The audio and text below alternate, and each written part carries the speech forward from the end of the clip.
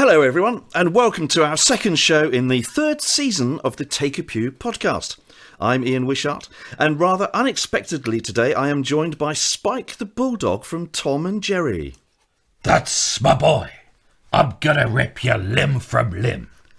Yeah, very good. No, actually, of course, that was really your friend and mine, well, yours anyway, Mr. Simon Clark. Good impression though, mate. Thanks, mate. Just one of my vast armoury of entertaining voices. Oh, really? Who else can you do? Didn't you rather obscurely do Windsor Davis as the Sergeant Major in classic TV comedy It Ain't Half Hot, Mum? Stand up straight, shoulders back, lovely boy, lovely boy. Yeah, well, that was basically Spike again, wasn't it? No, very different. Yes. Well, I bet you can do a good Ray Winston as well. I'm the daddy now. So it is just the one impression then, isn't it? Lady Gaga? No, I thought not. Anyway, sorry about all that, dear listener. Now, you find us today in the beautiful Surrey village of Shear. Yes, lovely place, and also where they first developed the technique of removing the fleece from a sheep. You what? Oh, I see. Shit, yeah. Well, I don't think that's true, mate. OK, then. I suppose you'll tell me that the French fry was not developed in Chipstead. No, it wasn't. And that the leisure swimming facility did not originate in Poole? Also incorrect. But emergency vehicle horns were invented in Cirencester. Anyway, look, shall we do a show, mate? We've come to Shear to meet with local Church of England Rector Tim Heaney. Tim gave up an established career in finance for the glitz and glamour of priesthood. And since then, as well as being here in Surrey, he's held positions in Gloucestershire, Cornwall and Dubai. Of course he has. Now, alongside his vicarly duties, Tim is a massive film buff, so we're looking forward to a very well-considered top 5 films when we play My Favourite Things. We are indeed. So let's stop a-doing and get on with it. This is the Take a Pew podcast with the Reverend Tim Heaney. Tim Heaney!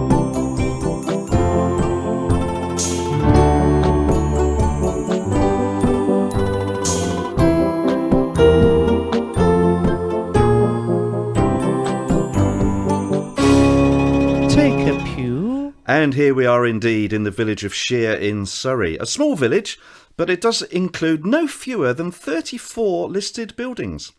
And was the site of one of the earliest references to cricket, when a local chap was arrested in 1671 for playing the game on the Sabbath.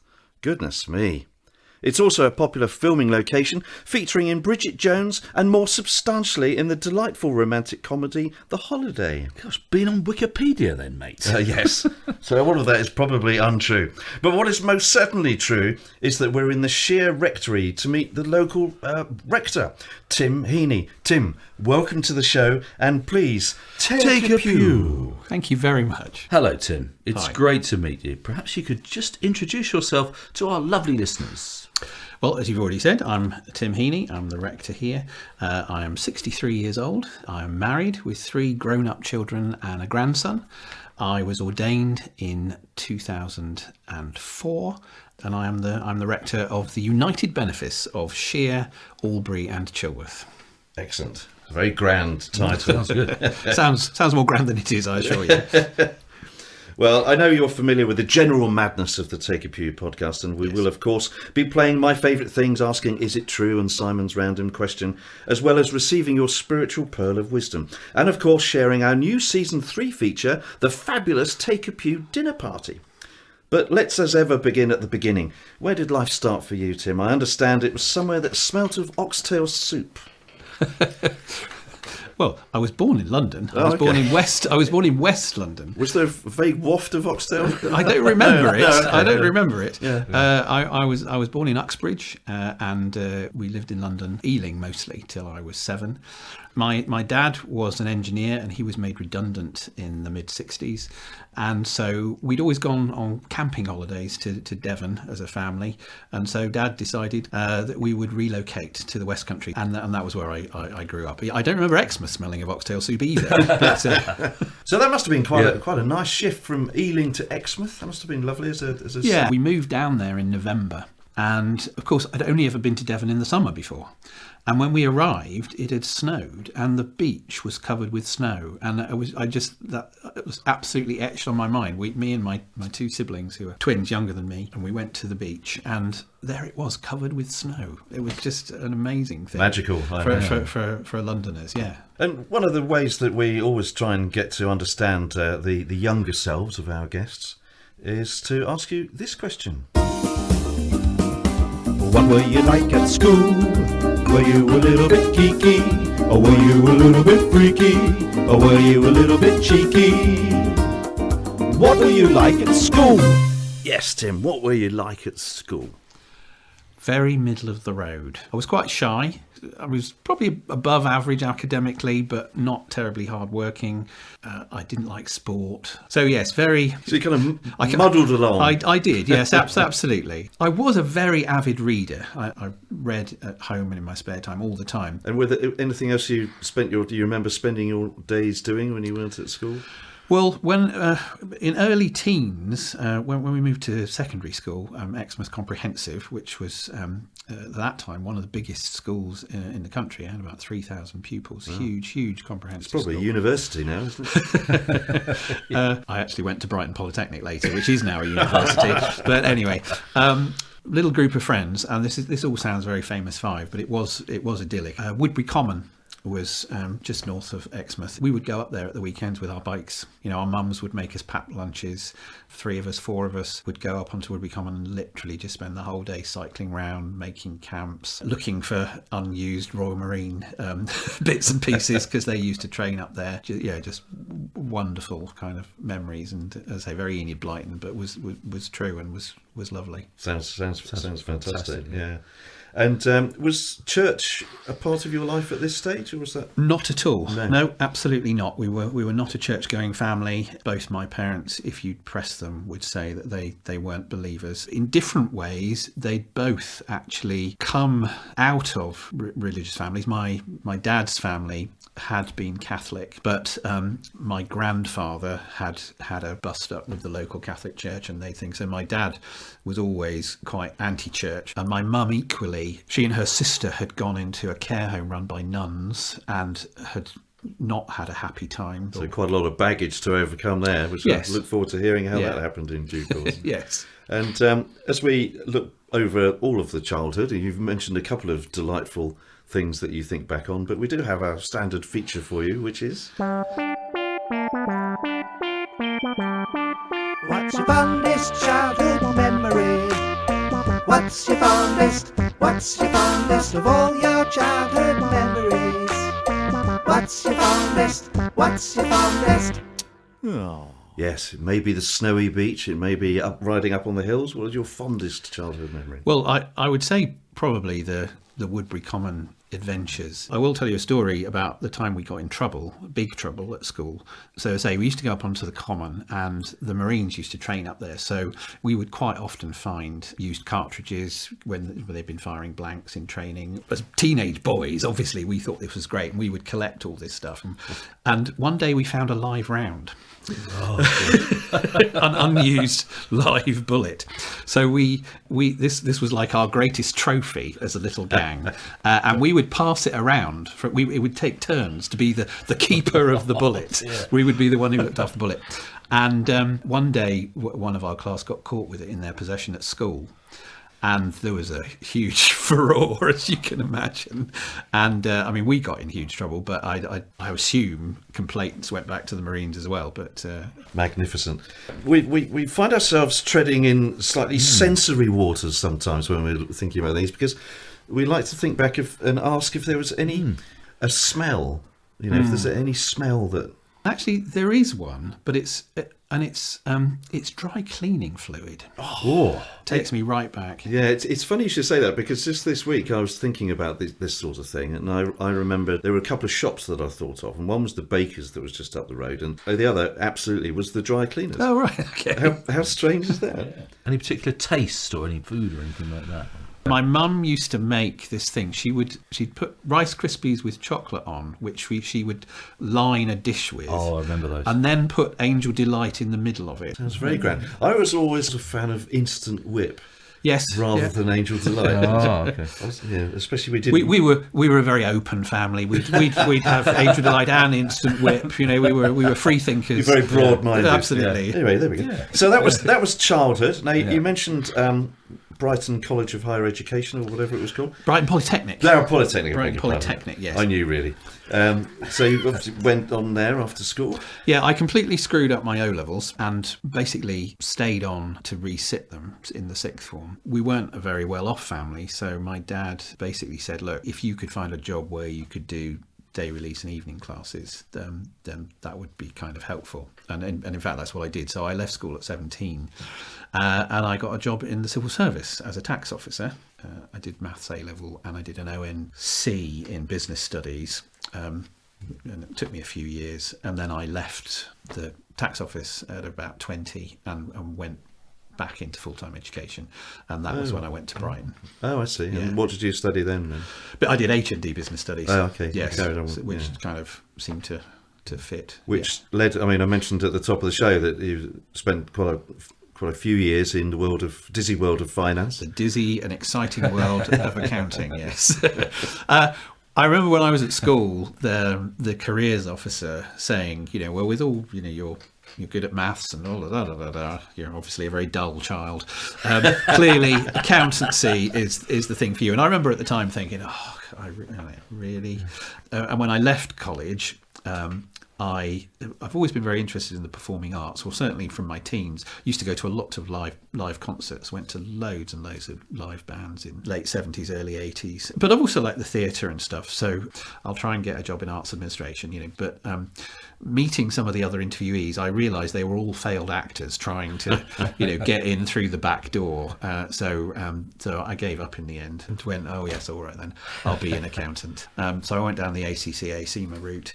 Then when I came towards qualifying, I thought, well, why don't you try and be involved in areas that you feel some kind of passion for? So I thought charities. So I was very fortunate to get a job as chief accountant with the Wildfowl and Wetlands Trust, based at Slimbridge, Peter Scott's charity.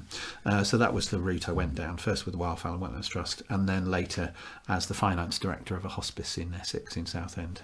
I made a huge mistake halfway through my training, was that I got married and started to have children, which when you're studying at home in evenings and trying to pass exams as well as do, by that stage, quite a demanding job, was quite tough. It's actually one of the reasons that when I was selected for ordination training, I was absolutely clear I wanted to go full-time to college. There was no way I was going to try and do a theology degree and do my job as the finance director of the hospital at the same time. Which brings us on very nicely to the idea of ordination, because last period we were looking at, you were having nothing whatsoever to do with the church. Yes. So tell us a little bit about that journey. And had nothing to do with the church through till the age of 30. I did at school have a good friend who joined the Pentecostal church. So I've always been interested in worldviews and the way people look at how life works. And so when Christopher Fairweather was the friend, when he got involved with this church, I do remember having long chats with him. And I think, to give myself some credit, I think I was quite open and genuinely interested in why he believed what he believed. But I do remember at the end of those conversations thinking, no, this doesn't make sense to me. And also by then I was in my teens, I was reading a lot of science fiction, like Isaac Asimov and other people, and basically decided I was an atheist. And that was the view I held right through my 20s. And then I met the lady who is now my wife. When we met at a party, and she told me during the course of this conversation that she was a Christian, and I said, well, that's fine. You know, you can have your views, nonsense though they may be. I didn't say that. I wasn't quite that crass, but I was fairly crass and arrogant. But then, of course, we started dating, and then we fell in love. And then I started meeting some of her friends, church friends, Christian friends, and you know, some of them were apparently quite normal. So I started to think, I guess, well, how can you believe this nonsense? Long story short, obviously what I came to realise is that the God I didn't believe in isn't really who God is. I mean, I was coming from a place of ignorance. I didn't really understand what Christians believed. And chatting to a teenage boy who's just joined the Pentecostal church probably isn't the ideal way to assess what Christianity is all about. Yes, just started to shift and become a bit more open, and essentially come to doubt my atheism. So I pursued this, and the more I learnt, the more I began to think, actually this isn't as crazy as I thought. Eventually came to think monotheism really fits and makes sense as a Western post-Enlightenment rational person. Obviously, full-blown Christianity is a step on from that, but that was basically the opening. So you were about 30 at that point, did Yes, you say? yeah. Roughly. So there's still a journey between coming to a different worldview and deciding to Yes. dedicate your life to being a vicar. Yes, absolutely. How long did that take? So we were in Bristol. I was working for the construction company in Yate, moved to the Wildflower and Wetlands Trust for 3 or 4 years, got the job as the finance director at the hospice in Southend for 7 years. My office was actually in the adult hospice for a while, so we'd see the patients and all the rest of it, but also daycare was there, and we started a children's hospice while I was there, so that was amazing too. So an amazing period. We were running the children's group at church by that stage, and we started running CPAS children's camps. So through all of that, my faith and life experience was gradually Sort growing. of sneaking up on you, yeah. Yes, just bit by bit, and just got to the stage where I felt God was calling us, and it was initially very much us, to something else. And in fact, we thought the children's camps might be it to start with, but then kind of realised it wasn't, and eventually felt, well, maybe it's ordination. We were part of an Anglican church by then, and it led from there. I had to spend a year reading, studying, writing stuff, going to other churchmanship, because I hadn't been to church till I was 30. My first church was a Baptist church. My second church was an evangelical Anglican church. So I had no background at all to other types of churchmanship, so all that kind of stuff before the selection conference, where a group of people actually decide whether to send you for training, which did happen, obviously. Yes, and you did that in Bristol, was it? Yes, Yeah. Trinity College in Bristol is a kind of open evangelical training college, so yeah, it was fairly obvious. Go back to where we'd come from geographically. Yeah. And that's where you met one of our previous guests and your good friend, Correct. Ravi Holy. Oh, was it? yes, Yeah. of course. Absolutely, Yeah. yes, yeah. So and also John Mackenzie. So the three of us became very, very good friends at Theological College. Go back and listen to the previous episode if you haven't listened to it. But Ravi is a very unusual person. I count myself as a very not unusual person, and certainly we weren't natural friends, but we discovered our joint love of films. And that friendship's continued, hasn't it, as you Yes, say? with so Ravi? John, Yeah. Ravi and I meet up as often as we can, Right. and we'll spend the day watching films. We usually go to the cinema at least 3 times when we meet. That sounds great. Great, That's good. yeah, really good. So came out of Trinity, did a curacy in, was it Gloucestershire? It was Yeah, actually. yeah. So it was really helpful actually to be in it was a liberal Catholic church. It was a lady priest, and she was my training incumbent. She was very good at teaching me how to do the kind of dressing up bits, and the fancy stuff. all the altar bits and all that kind of stuff. Getting to understand the broad reach of the Church of England. I Yeah, suppose, absolutely. Which is one of the things that I love about the Church of England, with all its failings and faults and all the rest of it. We are, without doubt, the broadest denomination in the world.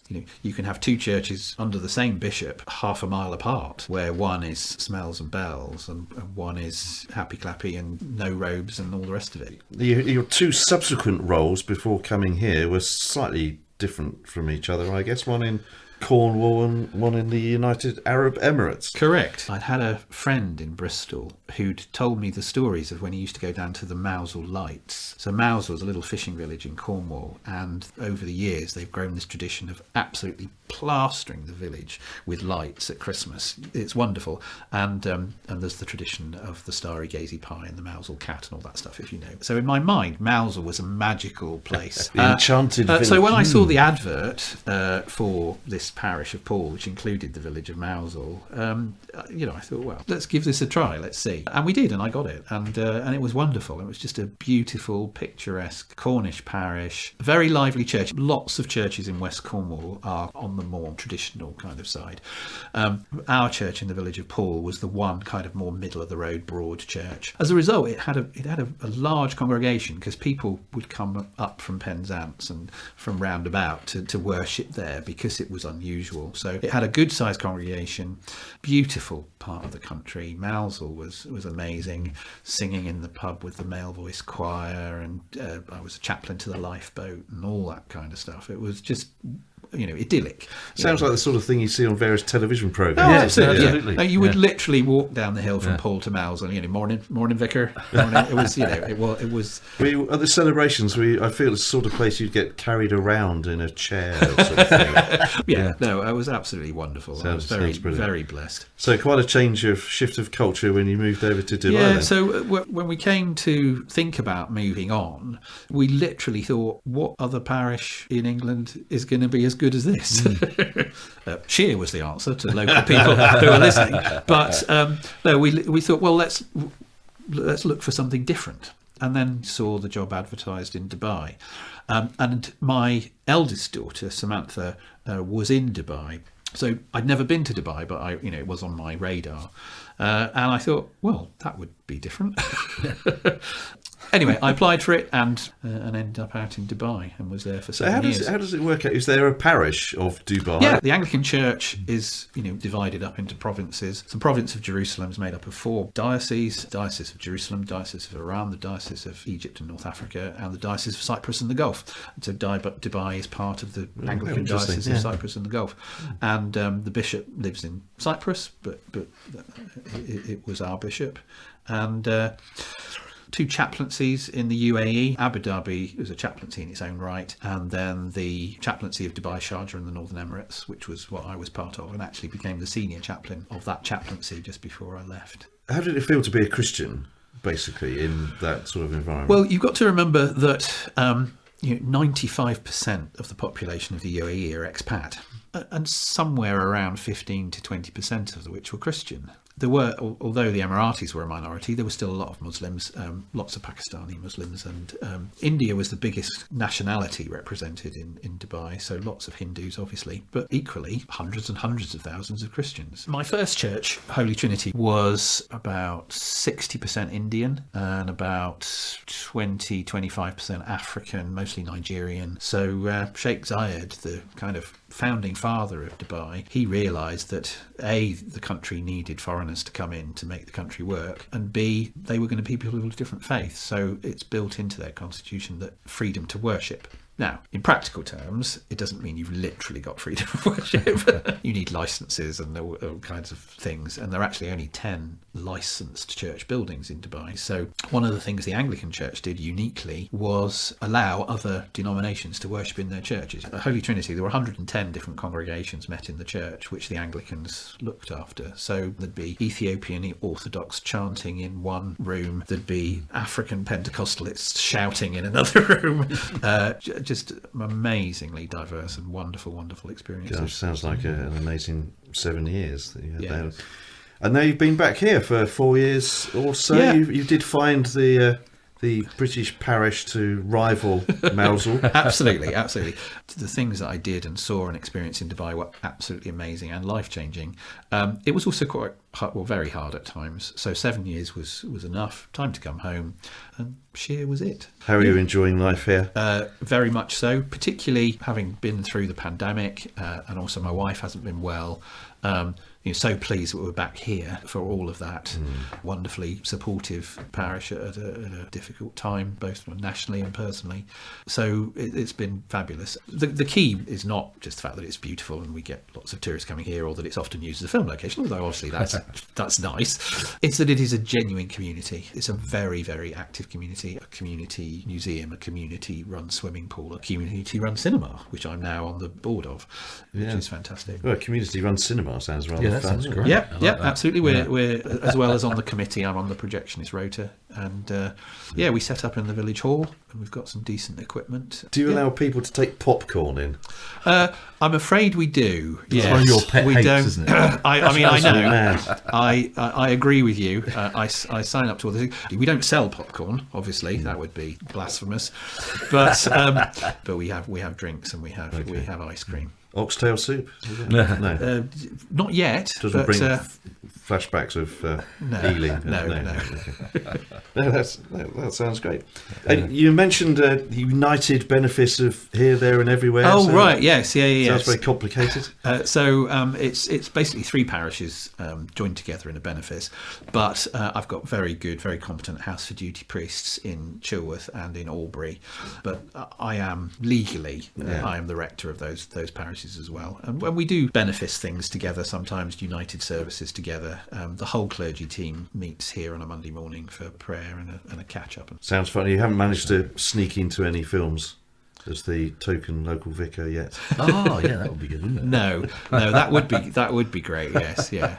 Sounds like a very warm community to be in. Good to be. Yes, yeah, absolutely. Well, look, I can just about hear the jangling of cutlery as the table is being set. Oh dear. And that means it's jolly well time we played a little game of My Favourite Things.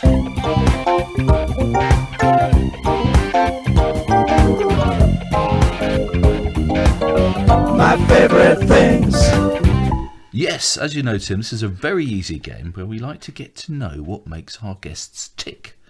So, we will present you with a range of deep and meaningful categories, and you tell us your favourite thing in each. Yes, splendid. And our first category is always your favourite book of the Bible. Let's go for Ecclesiastes. Ooh. I do like Ecclesiastes. Yes. That's not the first time that's come up, actually. I think Only Rob Parsons. once. Yeah, once, I think. I think Rob Parsons went for Ecclesiastes.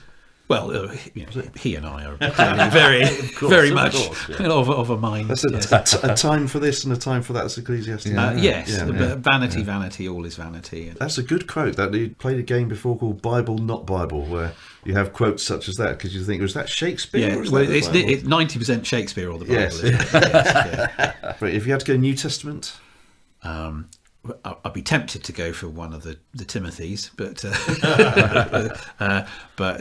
probably Luke. I like Luke's connection with ordinary people, the way he names people and involves women far more than some of the other gospel writers. So yeah, probably Luke. That's the correct answer. Well done. Yes, absolutely. Okay, try this one. Your favourite tool? Oh my goodness. Well, I guess it's probably sat on the shelf up there behind you. It's a gentleman's tool. It's got a bottle opener, a corkscrew, a thing for slicing lemons, a thing for sieving. It's basically for making drinks and cocktails. Fantastic. So yes. Goodness me. It's brilliant. It's absolutely brilliant. It's the cocktail barman's Swiss Army knife. Exactly. It is exactly what it is. Yeah. Sounds wonderful. It's got a stirrer and all kinds of things. That's an excellent answer. Brilliant. Yes, very good. Okay, well, our third category is always our top 5, and it's still your top 5 films. I'm sure this wasn't an easy. Well, it is, list as to any come. film buff will say. A top 5 is a nightmare. It's tough, isn't it? As Nick Hornby would say about songs. If you said a top 10, I could have done that really easily because I spent a lot of time and thought working on the top 10. But a top 5 is really hard. So I would start with Casablanca as my number 1. Casablanca is my favourite film, so that's an easy one to start with as number 1. 2, 3, and 4 would include Magnolia. I love Paul Thomas Anderson. I love his films. He's one of my favourite living directors. But it was also the film that was part of my process at theological college of growing to see films in a different way. I'd always loved films. I'd always loved going to the cinema. But it was at theological college that I began to think about films as art, think about how films speak to you, how God speaks to you through films, I believe. I wrote my dissertation on this very topic, and Magnolia was the film that I used as the basis for my dissertation. So for those not familiar with the film Magnolia, I'm familiar with the paint colour. It's what we call a portmanteau film, to be pretentious. So it's a number of different characters with different stories, but they're all based in the San Fernando Valley in California. Tom Cruise is a motivational speaker. I think it's Tom Cruise's greatest performance. I think he's marvellous in it. He's estranged from his father, Jason Robards, who is dying of cancer, and Philip Seymour Hoffman plays Jason Robards' nurse, who tries to contact him with his son. But basically all these stories intertwine and intersect and then come together in a way at the end. And there are biblical references and miracles and all kinds of stuff thrown into the mix. It sounds very similar to Herbie Rides Again, I think. I think it may be. It's effectively a remake. Yeah. I mean, Yes, yes. great. It's definitely a film buff's choice, that one, isn't it? Yeah. Anyway, great. It's a fantastic film. Yes. Third, I'm going to go for Die Hard. I mean, Oh, are you? Wow. just Yeah. love Die Hard. It's not the greatest Christmas film ever, but it is the greatest action film ever. It's just one of those films I could just watch again and again and again. That's quite a surprising choice. A remarkably populist Yeah. choice. How about that? Fourth, I'm going to go Singing in the Rain. I love musicals. I love Hollywood musicals, and Singing in the Rain is the best Hollywood musical. I mean, that's just, it's a fact. It's a fact. It's a fact. Goes without saying. Yeah. And actually, John Ravi and I saw it at the BFI a few years ago, and I'd only ever seen it on telly. And there's just something magical about seeing a film at the cinema that just lifts it to a different perspective. So that's It's a very good point. I've certainly never seen Singing in the Rain in the cinema. It's I just get very geeky. It's a square. It's filmed square. It's not wide angle Technicolor like you'd expect. One of the other things I love about Singing in the Rain is it's a film about filmmaking. So I love films about filmmaking. Any film that's set in the film industry kind of has an extra point as far as I'm concerned. It's got that old ratio. Is it the 4:3 ratio? Something like that. And it's all kinds of things that just make it interesting. And if you've never seen Casablanca on a big screen either, it's just fantastic. The black and whites just come alive on a big screen in a way they don't on the TV at all. It's very interesting. Yeah, might have to try a bit of art house cinema. Yeah, do please. So that's the top four. So then, then it's just Now you're struggling. You've only it's got one really slot left. difficult. And I'm very conscious that all four of my films so far have been American, but I have to be honest and say those probably are my four top favourite films. So in terms of choosing a fifth, I love It's a Wonderful Life, but I can't have another American film. So I'm going to, as my fifth film, I'm going to go for Ikuru, which is Akira Kurosawa. And it's a film, I suppose it's been on my mind recently because it's just been remade as Living with Bill Nighy. Now, Akira is a full-on masterpiece. I mean, it is staggeringly stunning in every respect. So when I heard that they were doing a remake, I was very nervous. But although I haven't seen Living yet, I hear very good things about it. So actually, I am quite looking forward to it. I did see Living at the cinema, actually. Right. I did as well. Maura and I were down in Bath the other day, and we went. There's a really old cinema down there. Yeah. It's beautiful. We just went in and watched it, and it was lovely. Yeah, Yes. really enjoyed it. Well, I say Akira is the film that it's I a didn't know remake that. of. Okay. Yeah. So you've mentioned six then, Well, I mentioned It's a Wonderful Life, but my fine. five. So you've got four left in your top 10. You may as well just fill it in on the other four. Well, if I'm going to, we need some more comedy and we need some British films. So Life of Brian, I love Life of Brian. I do love Woody Allen, so I know that's not politically correct anymore. I mean, at one time I've had both Annie Hall and Manhattan in my top 10, but not quite at the moment. So my other big love is Tarantino, and I could quite easily put Pulp Fiction in the top 5, but I love Kill Bill 1 as well. So yeah, Pulp Fiction would be in my top 10. It's nice to see a good bit of violence coming into the list because Absolutely. our lists. Have you read the Bible? Have you read the Old Testament? Old Testament, For goodness sake. Maybe that's what it is. Like I say, most of our guests' lists have featured quite a lot of violence. So. We need to have a longer conversation about Tarantino's view of violence, but I think I could justify it filmically in the way he uses violence. I mean, Tarantino is probably one of the smartest cineasts that I know. He really understands the history of the cinema and what is justified and what is necessary in terms of presenting a film and a story. Well, I think it's a beautifully curated list. Wow. Thank you. It's certainly the aficionados. It's an educational show, this as well, isn't it? It is very good. Many Ticks so many boxes. yeah, absolutely. Now, our penultimate category we like to call the Great Eight. And it's 8 quickfire categories based on extensive psychological research that we feel really sum up a person's character. Right. So the first of the great, so quickfire, 8 quickfire. The first, your favourite of Simon's impressions. No, sorry, don't worry. Come on. Well, I mean, clearly, we all recognise the masterpiece that is "It Ain't Half Hot, Mum."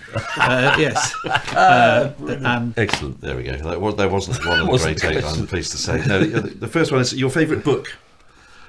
oh my goodness, I mean, I'm going to cheat, and I'm just going to say I've literally yesterday finished reading Barack Obama's autobiography, and it's just the most powerful thing I've read recently. Brilliant. Okay, that's great. We'll run with that. That's fantastic. Okay, favourite type of food? I always have this joke with my grandson that he likes sandwiches more than I do, and I say I like sandwiches more than he does. I mean, I really like a good sandwich. I think sandwiches are one of the greatest food inventions of all time. Any particular? Yeah. I mean, your standard ham and cheese, peanut butter. I like peanut butter sandwiches very much, and as a childhood tradition, comfort food. My mum used to give me an open slice with Marmite on at bedtime with a glass of milk, and I still do that sometimes when I'm having a stressful time. Then I heard about combining the two, so peanut butter and Marmite sandwiches, and then my own little creation is a little bit of cucumber in a peanut butter and Marmite sandwich. I think is the bee's knees. That's fantastic answer. I never saw such depth coming. That's wonderful. I feel we almost slipped into, just for old time's sake, Tell us, Reverend, what's in your lunchbox? For Christmas, but for Christmas I got a jar of Marmite with truffle. Oh my goodness! It's it's just stunning. Well, you should, ladies and gentlemen, you should see that face. There we go. Right, so your favourite TV programme? At the moment, I don't have time for series and things, and also it cuts into my film watching. So really, in terms of watching TV, it's sit down in the evening and just what's on. And so Pointless and Antiques Road Trip are the two things that kind of I tend to watch a lot in that respect. But I do love the Have I Got News for You, Mock the Week type of stuff, and I'm just very sad that Mock the Week has just finished actually. No, very good, fair choices. But I like Antiques Road Trip. I'm glad you mentioned that. Yeah, I mentioned it earlier this morning. I think when we were chatting earlier. I think I nodded off at that point. No, it's good. No, well, it's very my good, ultimate crossover last week was Richard Osman on Celebrity Antiques Road Trip. Oh yes, I mean, that was just I saw that perfect with Mrs. Osman. That's right. Yes. That's right. Okay, moving swiftly on. Favourite sport? Oh goodness, I don't know. I mean, they're all pretty ghastly, aren't they? All that sweating and running around and all that macho nonsense. They're all pretty ghastly. I mean, I tell you what, I used to really enjoy playing Skittles when I was in the civil service. The civil service sports club was in Exeter, and they had a Skittle alley, and I was in a team. In fact, my one and only sports trophy is up on. Is it up there? Is up there, fantastic. which is when my team was the Division 3 runner-up. In the 78 Exeter Civil Service Skittles League. So there you go. That's brilliant. amazing. That is brilliant. So you've gone from detesting all sport to proudly presenting your sporting trophy. Absolutely, my one and only sports trophy. Any sport that you can drink while you do it, it's got to be, a decent. Yeah, very good. Yeah, you dredged that up very well. Well done. Your favourite band? Oh, again, lots and lots. I mean, to fit my kind of middle class, middle of the road kind of thing, I do like U2. I tell you, the best concert I've seen in recent years was we went to Coldplay doing New Year's Eve in Abu Dhabi. That was just fantastic. I like the best of folk music. I still play punk sometimes. I like thoughtful ballads that tell a story. Quite a range. We're going to go with you two. Yeah, if you want a definitive answer. Spin it down. Okay. No, sounds good. Favourite holiday destination? South of France, fairly predictable. Actually went last year while the Cannes Film Festival was on, so that was quite nice. Ulterior motive. Ulterior motive. It's a lovely Yes. part of the world. Yeah. Okay, almost the last one. Yes. Your favourite chocolate bar? Snickers. Marathon as it should be, but yeah. That was a good, straight, solid answer straight away, wasn't it? No Yeah. doubt. And finally, your favourite board game? I like. I mean, Articulate's quite fun, isn't it? Yes, good played game. Articulate. We That's played it at quite Christmas. Articulate. Yeah, yes. we did too. Yeah. My sister was up at Christmas, and when she and I are in a team together, we usually do very well because obviously we've got lots On the of right wavelength. Yes, Yeah, no, exactly. that's great. Yes, yeah. Yeah, Good- very good. good Well, game. that was the great eight. Well done. And our final category on my favourite things is always multiple choice. Oh, And once again, we'd like to know your favourite film, but this time you will have to choose one of three possible answers that I will provide. oh my goodness. So your favourite film, three possible answers. Former world #1 golfer Phil Mickelson. The prayer in Psalm 16 verse 11 and quoted by Peter in Acts chapter 2, fill me with joy in your presence, Lord. Or cling film. Your favourite film? Well, we've already had my view on sport. And cling film, it's unrolling a roller. Cling film is the most annoying thing in the world. So it's got to be the film me. Psalm 16. Yes. Fill me with joy in your presence, yes. Is that the correct answer, Ian? I think That it is the correct answer, yeah. But there are some magnificent answers there, Tim. Well done. Which great work having been completed means that it is time to alert the kitchen. Because... It's the fabulous Take a Pew dinner party. The miraculous Take a Pew dinner party. The food is quite irrelevant and some of the guests are odd. It's the impractical, fantastical Take a Pew dinner party. Yes, Tim, I'm pleased to confirm that this is your chance to host a fabulous, miraculous, impractical and fantastical dinner party. So it's still early days for us for this centrepiece of our show, so we'll remind you of the rules. Alongside whichever of your friends and family you'd like to have there remain 4 empty chairs. And Tim, you have to fill 3 of those chairs with someone from any time in history, or indeed still going today, a cartoon character, and a non-domesticated animal. Yes, and then the final chair is the proud setting for a gramophone player, which will play the single piece of music of your choice throughout the dinner. Which could take a while, so choose your music carefully. So first, the person of your choice from today or yesteryear. And remember, it can't be anyone who appears in the Bible or any of your family. Okay. The person I've gone for is Lee Miller. Lee Miller? Lee Miller, yes. Pray tell. Lee Miller she started out as a Vogue model in America in the 1920s and then went to Paris in the late 20s and became the partner of Man Ray, the surrealist artist and photographer, and was very much part of that whole 1930s art set. I first came to know of her when I watched the Cocteau film Blood of the Poet, in which she plays a living statue. In her time with Man Ray, she also became a very skilled photographer herself, and actually some of the discoveries credited to Man Ray in terms of using photos as art, actually she was jointly part of.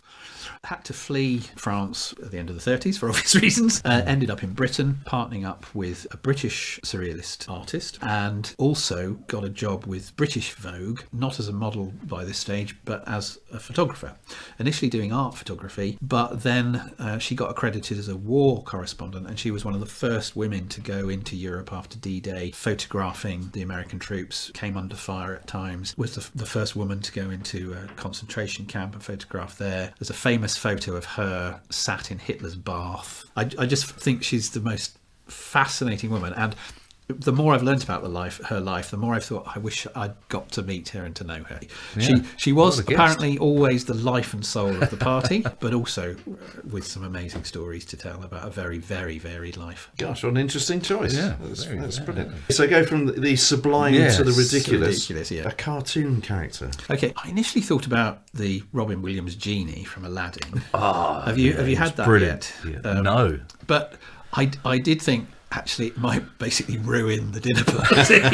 I mean, it would be fantastic. But then I thought, that's not actually the type of dinner party that I would necessarily want. So I think I would probably go for the Robin Hood fox from the original fox from Disney, who always struck me as a really nice, urbane kind of person who, had a lot of interesting experiences in his cartoon life and would be a good dinner guest. Absolutely. Brilliant. Like that. Okay, for the third chair, a non-domesticated animal. So I'm going to go for a sloth or sloth that has recently been to the toilet. I basically thought the answer to this question is nobody actually wants a non-domesticated animal at a dinner party. I mean, you basically don't want it. No. So if you are forced to have it, what you want is an animal that A, won't run around and you don't have to catch. Clearly sloths don't move really very much, but you don't want to be clearing up after them. And basically, I don't know if you know this, but sloths only poo once a week. It sounds like you, Simon. Thanks, mate. Thanks. I thought you were going to say something. So as long as you know that they've recently been, pooed, yeah. you know that they are not going to embarrass you. I guess if you asked them to pass with salt or pepper, it would take ages, though, wouldn't it? I wasn't planning to involve them much. I was hoping they'd just... But yes, I take your point. But yes. no, that's very carefully thought through. I like that. What's the film where there's a sloth? There's the admin person. that's there's brilliant. Zootropolis. Yes. Which is a great film. Well remembered, yes. Yeah, no, I like Zootropolis. That's very funny. Very good. So a Very three-toed sloth who we've on a previous show have evolved particularly to play 10-pin bowling. Oh, Really? yeah, they have. Yeah. Because they can Because grip they've the... naturally got Yeah, the yeah, three yeah. hands. Okay. So finally, the perhaps unexpected piece of music to you play did warn me, but repeatedly. I completely forgot about that one. So, well, I suppose you're going to just want something gentle in the background, aren't you? So I guess Gymnopédie by Sartre. Okay, Just very like a gentle. nice and, Debussy, maybe some Debussy piano just tinkling away in the background. Probably choose whichever was the longest one you could The find. longest, wouldn't you? yes. So it didn't repeat. I probably, if I'd had more time to think about it, I'd go for the Debussy and choose something, because a lot of Debussy doesn't even seem to have a tune to me. It just kind of, classic music fans listening, I apologise, but it just kind of a very pleasant tinkle. It sounds very palatable, I think. Even that might get on your nerves after about 2 hours of gentle tinkling. Depends how much wine we'd had by then. Well, that's true. It wouldn't matter, would it? Well, I'm pretty sure that would be quite an evening, Tim. But as we get down from the table, it's time to finish off our look at the Tim Heaney story, as we ask you... 12 years from now, what would you like to be doing? Or would it mainly be the same? Or would you rather be canoeing, for example? Oh, yes, Tim, what would you like to think we might be talking about if we were having this conversation with you 12 years from now? I mean, the reality is I'm 63, so I can't be doing what I'm doing now. The Church of England and most other Anglican communions make you retire at 70, possibly a maximum of 72. So I won't be a full-time minister. That's pretty certain. And I have to say, I probably wouldn't want to be a full-time minister by then. I hope I'm still, at the very least, a part-time minister. I would like to think that I'm still keeping my hand in, doing a little bit of preaching and a little bit of presiding from time to time. I've got on my team here 3 excellent retired clergy, 2 of whom are in their 70s and 1 of whom's 80, who are just wonderful and a great addition to the team. So I would like to be doing that. Where I will be doing it, goodness me, who knows? I think once you've been an expat, there's a little part of me that still thinks, wouldn't it be nice to do a few years as a kind of a cover in the Anglican Church in Venice or Rome or the south of France or whatever. So where, who knows? I said earlier on that I've always been happy to move around, and of course one wants to be close to one's family, and at the same time life is a wonderful and exciting adventure, and I wouldn't mind being the kind of local part-time Anglican vicar in somewhere warm and exotic. That could be rather splendid. Yes, being in Venice for a while. Yes, well, we went there for our 30th wedding anniversary, and we attended the church there while we were there and met the guy, and that's kind of exactly what he's doing. Wow, fantastic. Well, we wish you every blessing wherever life and the Lord may take you, Tim. And that brings us on to the final straight of this show from Shear, in which, as you know, we like to get a little bit more serious. Yes, in a moment, Tim, we'll be delighted to receive your spiritual pearl of wisdom. But just before that, of course, it's the part of the show that we call... Is it true? Is it true? Is it true? Is it true? Yes, is it true? And this time, you will be pleased to know I have a very straightforward question, which has nonetheless caused me some disquiet of late. And that is whether it is true that Jesus had incredibly long legs. You see, I've been reading the Gospels recently, and I was studying the passage in Matthew's Gospel when Jesus makes his famous arrival into Jerusalem on what is now known as Palm Sunday. And we are familiar perhaps with the image of Jesus riding on a donkey. Now, in fact, the 3 other Gospels tell us that Jesus was riding a colt, the young donkey. But the more detailed Matthew tells us that, in fact, Jesus rode on both the foal of a donkey and its mother. And it strikes me that in order to prevent the riding of 2 donkeys at the same time descending into unfortunate farce, the only explanation is that Jesus did indeed have unusually long legs. So, Reverend Tim Heaney. Is it true? Is it true? Is it true? Is it true? Is it true? Yeah, that's actually quite a straightforward one. It's not true, and it's a common misunderstanding and a misconception. The answer to that is that in fact Jesus was incredibly bow-legged. So much so that John Wayne was often called the Cowboy Jesus because he similarly was very bow-legged. Right. So no, not long legs, but very bow legs. Okay. So was able to straddle, in fact, Yes. both animals. With legs either side. That's brilliant. That's fantastic. It's such enlightenment, and so Yes. you don't read that in many. No. Well, it depends how you translate the Yes. Greek, to be honest. But yeah. Yes, maybe because it comes from Zechariah, I think, doesn't it? That's the interpretation. quote, But of course, Matthew. Bow-legged. Yeah. I just had a terribly heretical thought, which I'm not going to say. Don't go there. No, I think it's absolute genius because, as I say, it was causing me some concern because you think, well, if he had like both, maybe just one long. You'd only need one long leg, but then just The right leg, wouldn't it? Yeah. then you think it just looked ridiculous, wouldn't it? Yes. Well, that's sort of lopsided Jesus. Telescopic Yes. leg. Yes. And it does say somewhere in the Bible, doesn't it, that there will be in one of the prophecies that there'll be nothing remarkable about him in physical appearance. So I think we can't have had one long leg, but just being a little bit bow-legged was perfect. Yeah, That's brilliant. probably, yeah. Well, thank you for helping us out. No, with that's Tim. that's my job as a priest. That's what I'm here for. I can rest more easily now, that's for sure. And that leads us nicely onto the brief oasis of class, which is your spiritual pearl of wisdom. It's a spiritual pearl of wisdom.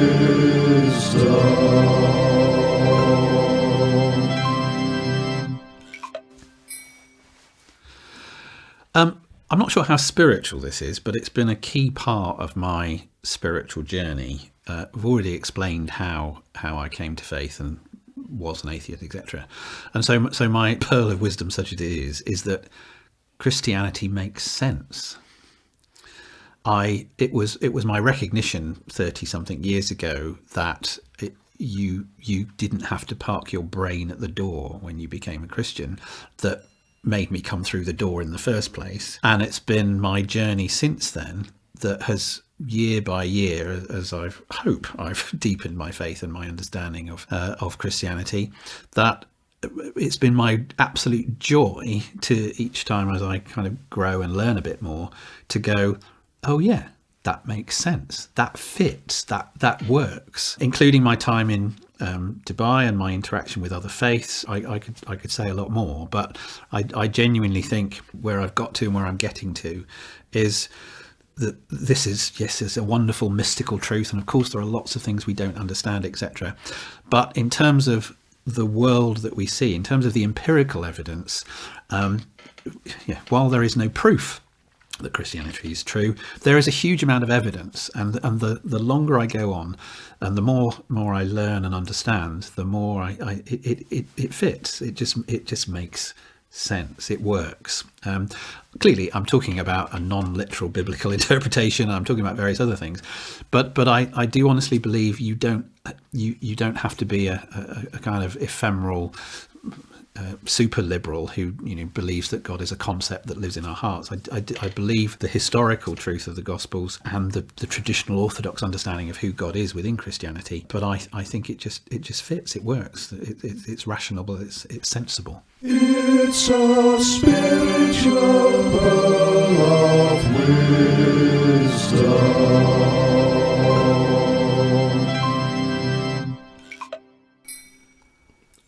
very much for that, Tim. You're very welcome. Now, it would be wonderful to end the show on that high note, but I am afraid that we're going to have to ruin everything with this.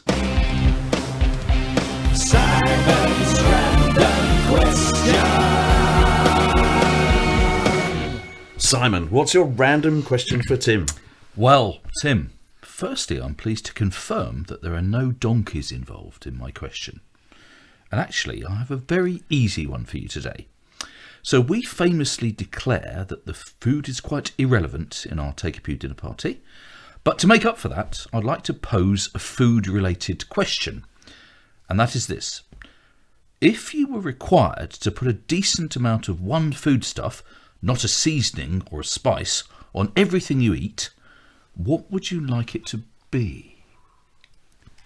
Yes, very. I mean, it's an important question for all of us, really. It is, isn't it? Really? On everything I eat. Yes. Everything, yes, everything. Cornflakes, trifle. Goodness me. Yes, that's the Angel delight, everything. That's quite a challenge, isn't it? Or Yes. it could be angel Or delight. could be angel delight. It could be, if you couldn't wanted it? to. It wouldn't really go with salmon, would it? No, not really. I mean, pretty much anything savoury is improved by cheese. You can literally put cheese on everything savoury. And with my recent experience with truffle marmite, I would also say that truffle goes pretty well in just about anything savoury. But I don't think either would really help a trifle. And I do love a trifle. So equally at the other end of the spectrum, pretty much anything is improved by clotted cream. I do love clotted cream. And in fact, you could put clotted cream on your cornflakes. In fact, I have done that. But again, a bacon sandwich probably not so much. So yes, I confess I'm struggling. Yeah. I'll say a dairy product. Is that a cheat? Yeah, I think we need. A little bit more specific, if possible. But we need to refine it a little bit more. Well, so cream or cheese? Cream or cheese. Cream or cheese. Cream or cheese. Yes, I mean unless there's a trick answer about it's a cover to keep the flies off. I suppose would be the thing I would put over every type of food, especially living in Dubai for 7 years. Yes, absolutely. Yes. Okay, that's a reasonable shout. I think that. I think as we were thinking about this, I think I cracked this one, and I thought of nuts. I don't like nuts. Well, but that's not relevant. I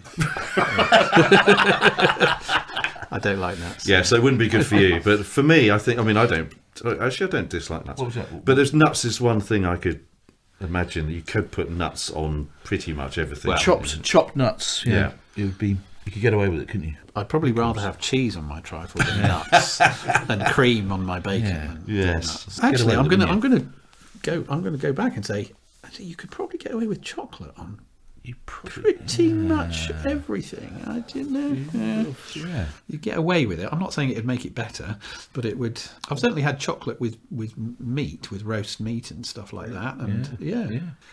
If I was told tomorrow you had to have one thing on every meal you have from now on, I think it might be chocolate. Well, Simon, I can see that we can look forward to some earth-shattering insights as we plough through season 3. That was the most difficult question of the whole thing.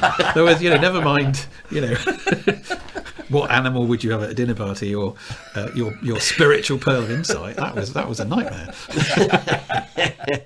Well, in any case, that was Simon's random question. And so, Tim, that makes it a wrap for the latest entertainment blockbuster to come out of Sheer. Thank you for having us. I can only apologise once again for Simon. And thank you for being on the show. No, thank you. It's been an absolute pleasure. Thank you. And dear listeners, thank you for being with us. We really hope that you've enjoyed the conversation as much as we have. Don't forget to like and subscribe and follow and all those other internet-y, social media-y things. That way you can make sure that you're always up to date with the somewhat surreal world that is the Take a Pew podcast. Simon and I will be back very soon with another marvellous guest. But in the meantime, it's Toodle Pip from me. And tatty bye from me. Join us again next time as we Take a Pew.